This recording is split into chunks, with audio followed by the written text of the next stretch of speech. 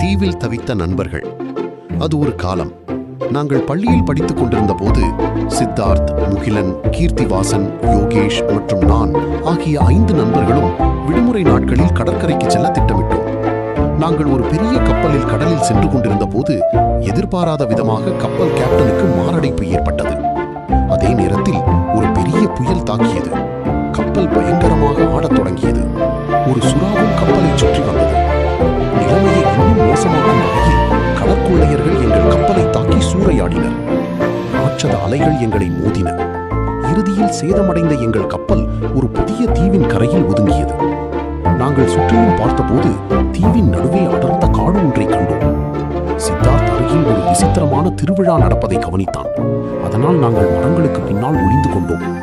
அந்த திருவிழா பார்க்கவே மிகவும் பயமுறுத்துவதாக இருந்தது.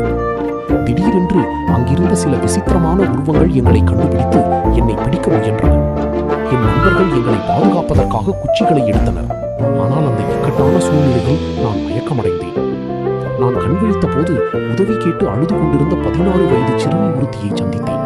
அவள் பல வருடங்களாக காணாமல் போயிருப்பதாகவும் அந்த திருவிழா கும்பலால் சிறைப்பிடிக்கப்பட்டிருப்பதாகவும் கூறினாள். முகமூடி அணிந்த ஒரு சிறுமியின் புகைப்படத்தை அவளிடமிருந்து வாங்கினேன். சித்தார்த் அவளை கடத்தியவர்களை எதிர்த்து நின்று அவளது அடையாளத்தை நிரூபித்து உன் முகமூடியை கடற்று என்று கர்ஜித்தான். அது உண்மையில் காணாமல் போன அந்த சிறுமிதான். அவளை மீட்ட பிறகு நாங்கள் அனைவரும் காட்டுக்குள் ஓடினோம். நீராவியாய் கொதிக்கும் ஒரு ஆற்றின் மேல் இருந்த ஆபத்தான பழைய மர தொங்கு பாலத்தை கடந்து இரவில் தங்குவதற்கு ஒரு இடத்தை கண்டுபிடித்தோம். அத்தியாயம் 2.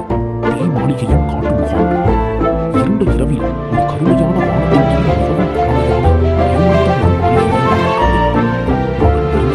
அதன் கதவுகள் தானாகவே திறந்தன. எல்லாமே திகிலூட்டுவதாக இருந்தது.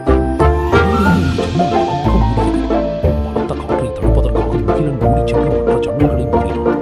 நாங்கள் உள்ளே சென்றபோது 5 படுக்கை அறைகள் உட்பட 6 அறைகளை கண்டோம். யோகேஷ் ஒரு போலி சாவியை கண்டுபிடித்தான். அதை அது பயங்கரமான பொருட்களும் உடைந்த புகைப்பட சட்டங்களும் நிறைந்த ஒரு பழைய சீமிப்பாறை. திடீரென்று ஒரு ரகசிய கதவு கீழ்நோக்கி திறந்தது. உள்ளே காணாமல் போன குழந்தைகள் பொதுவாக சிக்கியிருப்பதைக் கண்டு நாங்கள் அனைவரும் அதிர்ச்சி அடைந்தோம். நாங்கள் அவர்களை மீட்டு அந்த பயங்கரமான காட்டிலிருந்து பாதுகாப்பாக வெளியே எடுத்தோம். பின்னர் காட்டுக்குள் ஒரு முகாம் அமைத்து முகிலன் அனைவரையும் எச்சரித்தான். கவனமாக இருங்கள். சுற்றிலும் ஆபத்தான மனிதர்களும் விசித்திரமான உயிரினங்களும் இருக்கிறார்கள். திடீரென்று ஆதி மனிதர்கள் ராட்சத பாதை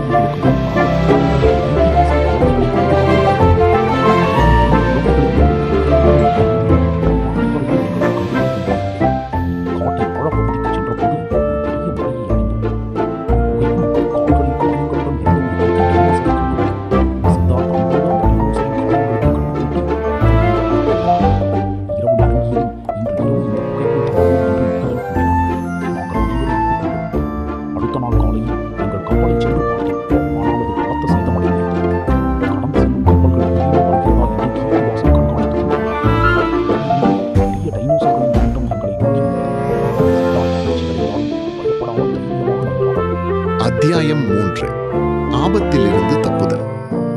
நாங்கள் உதவிய குட்டி டைனோசரின் அன்பான அணுகுமுறையை கண்டு மற்ற டைனோசர்கள் எங்களை தாக்கவில்லை. முகிலன் வானத்தை பார்த்து, இருட்டாகி வருகிறது, இடியுடன் கூடிய பலத்த மழை பெய்யும் போலிருக்கிறது என்றான்.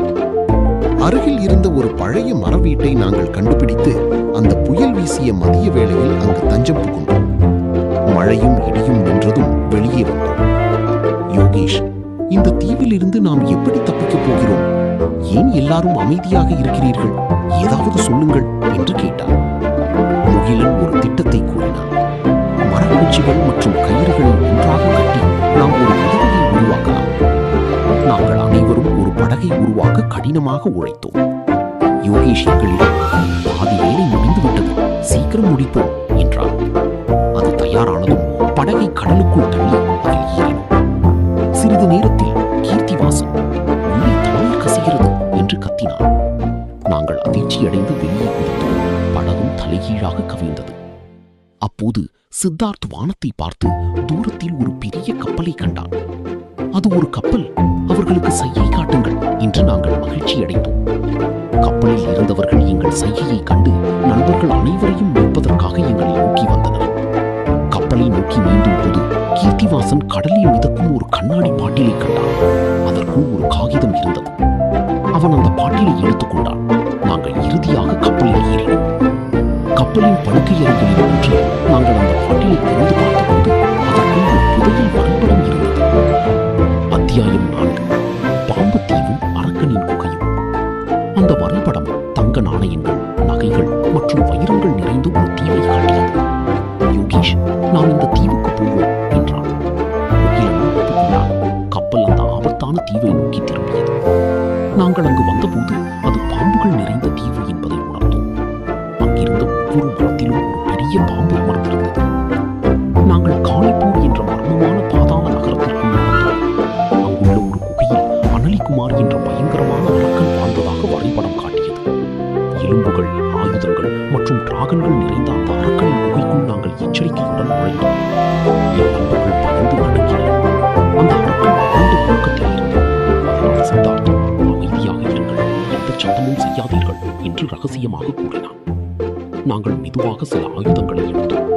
திடீரென்று நாங்கள் முன்பு உதவிய டைனோசரின் பெற்றோர் எங்களை காப்பாற்றுவதற்காக கப்பலில் வந்திறங்கினர். அவை மற்ற அரக்கர்களை தடுத்து நிறுத்தி அந்த உயிரினங்களுக்கு அதிர்ச்சியை அளித்தன. அந்த டைனோசர் குடும்பம் எங்கள் பக்கத்தில் நின்றது. அதன் தலைவன், என் குழந்தையை காப்பாற்றியதற்கு நன்றி என்று கூறுவது போல் இருந்தது.